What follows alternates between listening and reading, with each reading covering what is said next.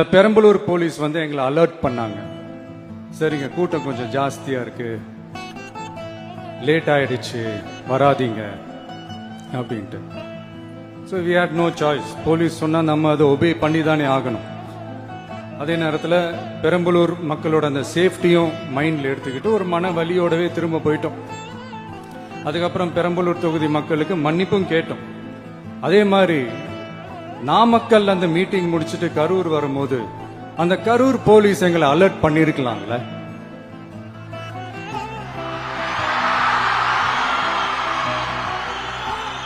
இல்ல சார், இங்க எதிர்பார்த்ததை விட கொஞ்சம் கூட்டம் அதிகமா இருக்கு, கண்ட்ரோல் பண்ண முடியல, வராதீங்க.